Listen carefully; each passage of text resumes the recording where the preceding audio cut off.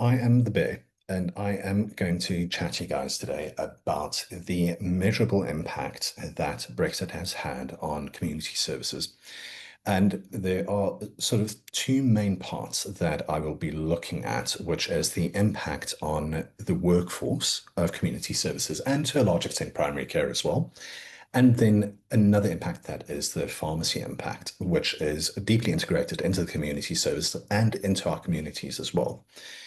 So I think the one thing to note is one of the frustrating things I found about when we have conversations about Brexit is that it is very much focused around the economy, and quite rightly so. Economy and trade, very important.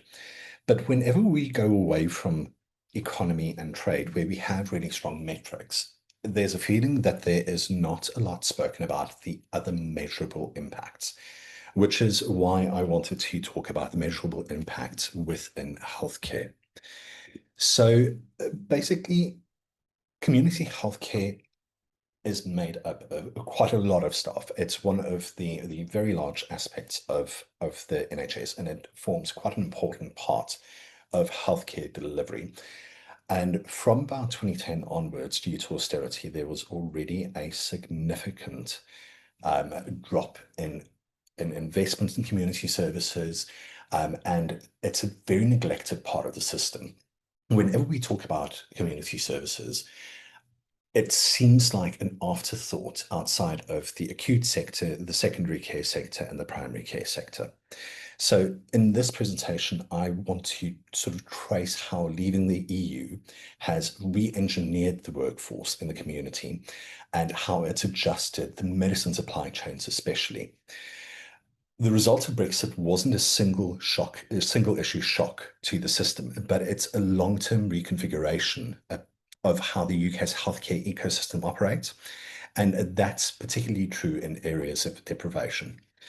So, with the end of free movement and the dismantlement of decades of access to the EU workforce, that had a shock pretty much overnight. And it's something that we saw right from the beginning, right from 2016 when we had the Brexit vote. So it's well before we even officially left.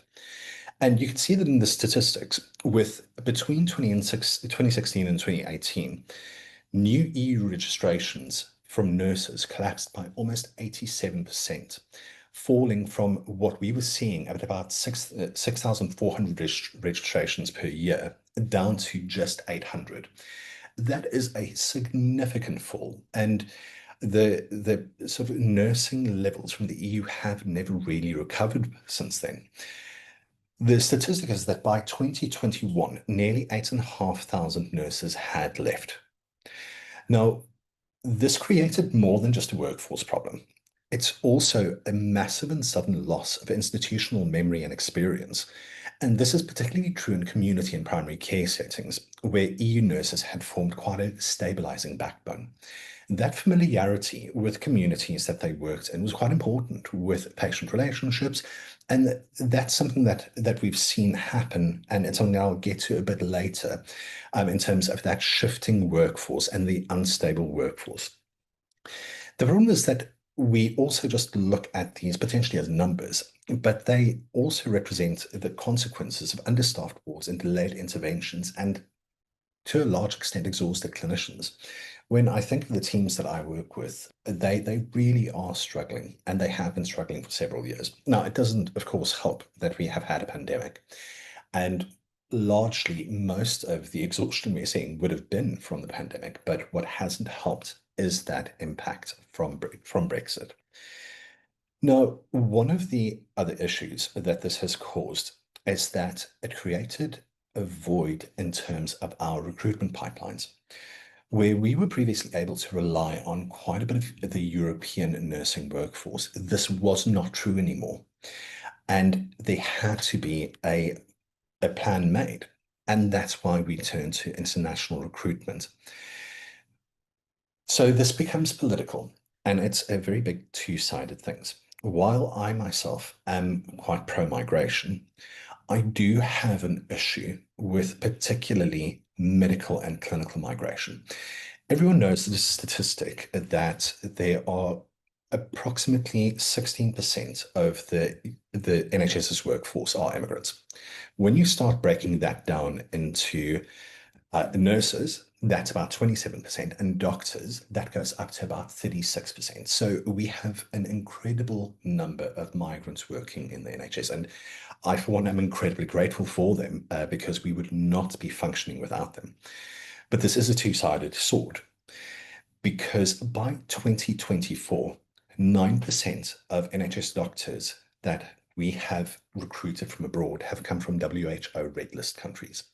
So the WHO red list is a place where you should not recruit from. It is a place that is exceptionally short in their own clinical staff, particularly countries like Sierra Leone, Zimbabwe, but quite a few of the African countries, a couple of South American countries, where it really is very bad practice and also morally and ethically not great to recruit from. The situation we find ourselves in is that at the moment, thinking of purely Zimbabwe, that we have about 4,000 nurses working in the NHS that are trained in and come from Zimbabwe, and they're fantastic nurses. But that is the equivalent of 11% of Zimbabwe's entire nursing workforce, which has significant impact on the health service in Zimbabwe itself. So while this recruitment drive offers short-term relief, it transfers the ethical and sustainability costs abroad. And that's something that we really also should consider when making these decisions. Because it erodes healthcare capacity in countries that can least afford it, and it replaces regional cooperation with global extraction. Because previously we had a cooperative system with the EU, we had a free-flowing and sort of easy to rotate medical workforce. The dependency on temporary migration also leaves the NHS exposed to policy shifts in other nations and volatile international markets. So when there is a change in healthcare oversight or healthcare governance at a national level, that starts impacting us because we have representative of such large workforces within the NHS from those countries. The other thing that's happened is that the EU staff that we lost have fundamentally altered the community healthcare dynamics as well. What we're seeing now is that the teams have become a lot younger as well, quite a bit less experienced, and also quite transient. So we're seeing quite a bit of rotation through our international nurses, that they may not stay as long as we would have thought, or they will move from trust to trust, but more than we would necessarily expect them to, which is, of course, in their gift. But it does cause an instability, an inherent instability in the workforce. In addition to that, mentorship gaps have widened as well. And this affects the training and quality, and as well as the continuity of care that we are able to provide to our patients. And one of the things that happens is that patients experience more turnover of carers, of nurses, and of district nursing staff, weakening that trust and familiarity. And there's a bit of context that I need to add here when it comes to that. Within community services, our biggest cohort of patients are 65 plus. They have multiple comorbidities and quite multiple issues, and they will have quite a bit of resource assigned to them. So there is a familiarity that builds over that time, and there's a level of trust that builds. When we look at social care, on the other hand, as well, which I would like to add is separate from healthcare, but so incredibly linked that there is incredible codependency on both healthcare and social care. So in social care, EU nationals once made up about 5 to 7% of the workforce. By 2022, less than 1% remained. That is a significant drop. And again, this is social carers that were embedded into their community. They had long-standing clients, and we just don't see that anymore. Yes, those relationships are building with our international migrants. However, that is going to take time, and there has unfortunately been that impact. In addition to this, we're not only seeing the NHS system shocks, what's also been happening is that immigration rules are constantly being changed. So that creates an inherent instability in where we can even recruit from and how we can recruit. So when the 2024 immigration rules were changed and they removed dependents' rights from specifically social care staff, visa applications for care workers collapsed by about 83% overnight, leaving regions and regions to struggle to fill their rotas. So it was really a significant impact that had happened, and it's something that we are still recovering from. And all this basically comes down to the fact that the care and healthcare model itself has now shifted from what was once a long-term relationship based on support and cooperation to a much more fragmented system driven by agency contracts and what are, in essence, overseas recruitment cycles. This has created quite a volatile and politicized workforce model. So, migration-based workforce policy, like I already mentioned, is now highly politicized.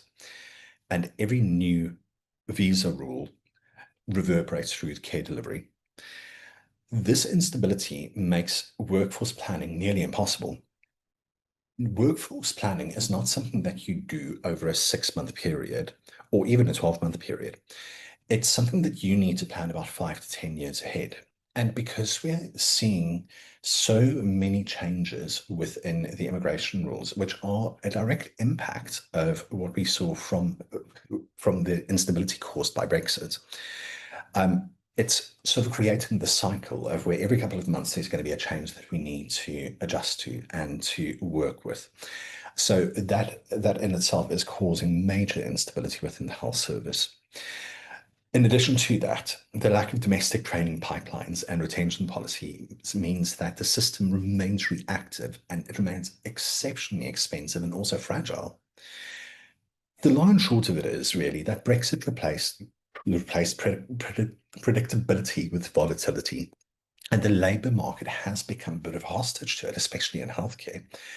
And we're getting to the point now where patient safety and service continuity are starting to hang on the balance. There is also that human impact in terms of the strains on teams and care impact. And the most direct impact of workforce disruption is emotional and clinical.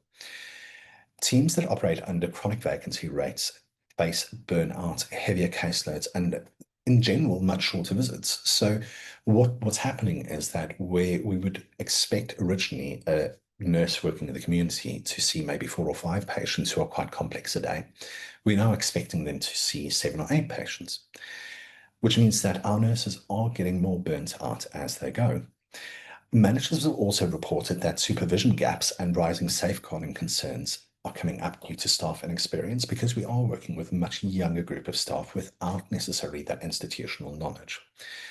Community nurses describe the erosion of continuity relationships. This is already something that I mentioned, those long-term therapeutic connections that once defined home-based care. And I think that's one of the things about community care to always keep in mind is that you have someone who is treating you in your home. There is a level of trust that gets built and that is needed. Instead, what's happening is that patients are now seeing a rotating team of people, and to a large extent, that has happened in the past, but not with this regularity that we're seeing now. And there is an impact on the sense of professional pride and team cohesion that sustained the sector once, and that is a bit under threat. So these pressures are ones that have compounded existing challenges like long-term sickness, like the COVID after effects, and quite importantly, pension attrition, because we are seeing our nurses quite rightly retire after many, many years in the service, but we're just not replacing them quickly enough. And we don't have access to that EU pipeline that we used to have. I think it's important to say that, well, Brexit didn't create the workforce crisis. That's down to really bad planning across multiple governments for probably decades now for not responding to an aging population. It has deepened it, and it has definitely prolonged it. So now moving on to pharmacies. So when we think of pharmacies, don't necessarily think of Boots, but think of all the local pharmacies that are dotted throughout our communities. Very often, they'll be the first and often the last step for accessible healthcare. They have a wraparound function around primary care and community care. The NHS guidance is even moving more towards pharmacy first, where we can now work to prescribe antibiotics for certain things through a prescribing pharmacist. So there is that push towards that. Except that post Brexit, they are starting to collapse under what is a structural strain. Because Brexit amplified an existing underfunding and has exposed the sector's particular vulnerability to supply chain shocks. Sorry. Between 2015 and 2024, over 1,200 pharmacies closed. That is a significant amount. But the problem is that that is picking up pace with 432 closures in the 23-24 financial year alone, which works out to about 8 per week. Those closures have a major impact, and those closures especially hit hard in deprived areas where pharmacies do double as informal triage and health advice centers. Um, a lot of people would go to the pharmacy first, and it is something that was traditionally there, and we're seeing that that's happening less, which is why there is now a focus on doing that more. And the erosion of that local provision does have tangible public health effects. The reduced access to contraception, to smoking cessation, to emergency medicine, and face-to-face reassurance that used to keep people out of GP and A&E queues is now starting to seriously falter. In addition to that, core NHS funding has fallen about 30% in real terms since 2015. At the same time, Brexit is increasing costs through both currency depreciation, customs delays, and duplicated regulation.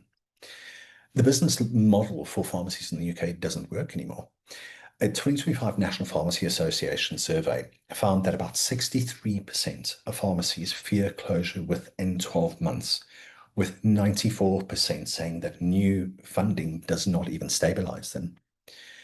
In addition to that, rising wholesale prices and shrinking reimbursement margins mean that every dispensed prescription risks becoming a financial loss for the pharmacy, because the thing to always remember is that a pharmacy is a business. And pharmacies are currently surviving by cutting staff, shortening their hours, and abandoning outreach services, effectively dismantling a preventative healthcare model that we had at the community level, but that is now slowly disappearing. In addition to that, sorry, I sound like quite a negative Nelly here. There's also the fact that there is a medicine shortage crisis. And this is something that used to be a relatively rare inconvenience, but has become a defining characteristic of British pharmacy practice. So, price concessions are a concept within pharmacies where they are an emergency reimbursement when drugs can't be sourced at NHS prices. So obviously the NHS does massive discounts or massive negotiated discounts. But since Brexit, those discounts don't translate anymore, and we're not getting them that much anymore. And pre-2016, there were about 20 price concessions per month. That has gone up to about 199 per month since 2022.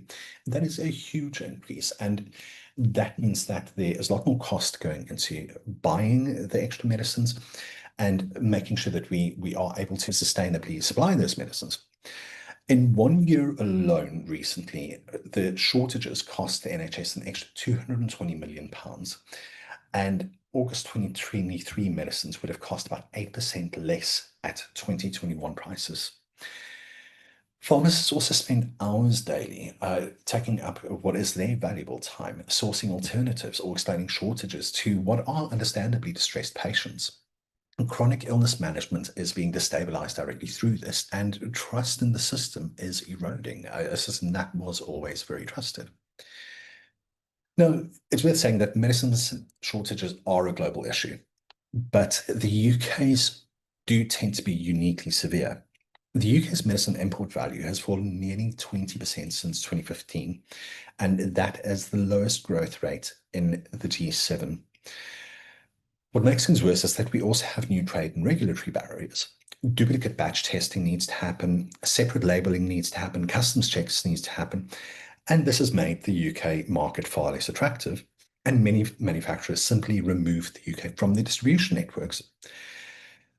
Regulatory divergence from the EU medicines agencies added approval delays as well. So where previously we could rely on the EU medicines agency to add approval before necessarily taking things through NICE, we now have a fragmented supply route that once was seamless across the channel. The system that once relied on European predictability basically now runs on contingency planning. Now, there is a patient level impact on this as well, because for patients, shortages might mean delayed treatment, it means forced substitutions, and it means additional stress. Epilepsy Action recorded a five-fold increase in helpline calls in 2024 due to missing medications. And patients have started reported traveling from city to find stock.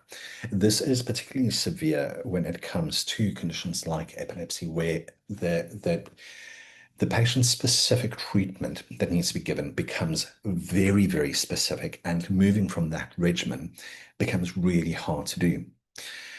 Serious shortage protocols are also now pretty much routine. These are emergency legal powers that let pharmacists substitute medicines that have been prescribed by doctors. This would usually not happen, but we're now seeing it happen on a sort of constant basis. And this normalization of crisis undermines the clinical stability and patient confidence that we so desperately need. For conditions like epilepsy, like I already mentioned, diabetes or thyroid disease, even small disruptions can have life-altering consequences. Not all insulin reacts the same way to all patients, so this becomes a very specific thing. And what is sometimes sold as patient inconvenience is actual risk, and that is becoming more and more prevalent and more unacceptable. There's been a couple of temporary fixes that have been tried. So the government did respond with a 617 million two-year top-up and 193 million debt write-off for pharmacies in 2024. Now, these were welcome, but they are insufficient because the funding does not address the systemic inflation in medicine prices or staff wages that come off the back of Brexit. All it does is postpone that collapse. Local pharmacies have reported operating on overdrafts and deferring repairs so they could stay ahead financially. Like I already mentioned, clinical outreach is now not something that is done anymore. And many pharmacies now describe their role as a triage with stockouts rather than full pharmaceutical care. The fragility of this sector in particular does impact the wider system resilience. The problem is that when pharmacies close, those patients have to go somewhere else, and they get pushed into GPs, and they get pushed into A&E workloads, creating even more pressure at both the primary sector level as well as the hospital front door level. And what this unavoidably does is it causes service shrinking. Surveys showed that most pharmacies have now cut opening hours and withdrawn home delivery, which impacts especially housebound patients, patients that are not as mobile as they should be. And it's something that was always done relatively widely, and it is becoming more and more hard to find that. Clinical service like blood pressure checks, contraception, and smoking cessation are being quietly scaled back, and obviously that is going to have an impact on wider public health. An informed patient cohort and patient community is an important tool in how we manage demand within a health system as large as the NHS. But more importantly, these cuts disproportionately hit the elderly, the disabled, and rural communities, for who the pharmacy is both healthcare and social contact. That does need to be stressed as well. And at the moment, we are at the point where the National Pharmacy Association has reported that 99% of its members are ready to start restricting services as a protest.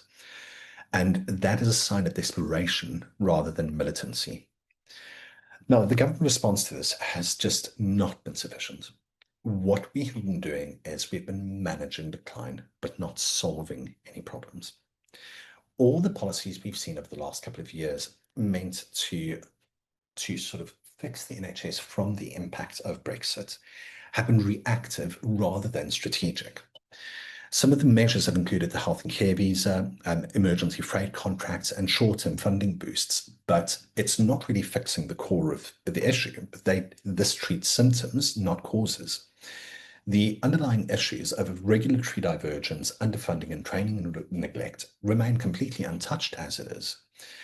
Healthcare leaders have argued that the UK needs a new community resilience strategy that addresses workforce ethics, medicines manufacturing, and equitable funding, not just the constant sort of perpetual crisis firefighting we've seen since the pandemic and since Brexit. I have to say, despite adversity, the providers do innovate. Pharmacies have invested in stock tracking software and diversified suppliers outside of Europe, and that has been to their benefit. Trusts are redesigning training to align with global qualifications, and we're seeing that at sort of local levels happening. And they're developing retention schemes to make sure that the international staff that we do bring in, we can keep. Some regions in the UK have now started pooling pharmacy stock across networks to start managing shortages collaboratively. And these efforts do demonstrate a resilience, but it comes at largely what is a ground level. It's not necessarily government-led, but rather health provider-led. The problem is that there has been a structural change, and there's a new healthcare geography that we look at. The effects that I didn't almost say breakfast, apologies, Brexit.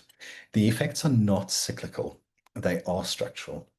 The pharmacy closures, the workforce redistribution, and the fragmented supply chains have permanently altered the community healthcare geography that we were once used to. Patients in deprived rural areas now do face longer travel times, they face fewer services, and definitely more uncertainty. The freedom of movement that we once had balanced the skill flow across the continent, but Brexit has replaced that with transactional migration and procurement dependence. The problem is that these changes have moved on from being temporary aftershocks, and they are now our new normal. They are now the baseline that we are working from.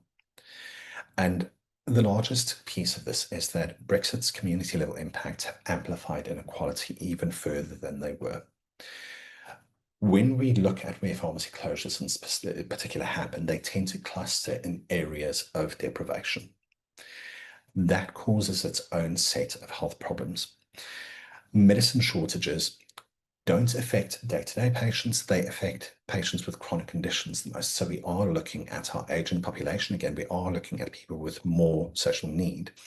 And the visa volatility that was introduced since 2021 completely stabilizes the social care continuity that we need. The problem is that the people least responsible for Brexit's outcome suffer its sharpest effects. For patients in low-income or multi-morbidity groups, the difference between having and losing local pharmacy can mean missed doses, unmanaged symptoms, or emergency admissions.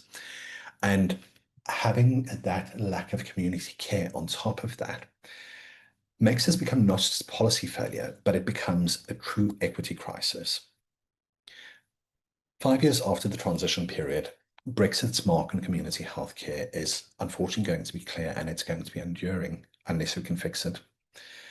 It dismantled an existing network that we had built for decades based on integration and replaced it with fragility. Workforce policy is now driven by politics instead of planning, and we can see that with every conversation we have about migration and its impacts, and this comes all on the back of Brexit. It's caused pharmacies that have to survive from crisis to crisis. And what that has done in turn has meant that patients are absorbing the risks that once sat within systems and should sit within systems. And Brexit turned that mutual stability into a managed instability that we are now currently dealing with. I think the thing that I want to end on is that the question that our policy makers should ask is no longer how do we adjust, But can the UK rebuild an equitable and resilient model of community care in isolation? Can we do it on our own without the previous links that we had?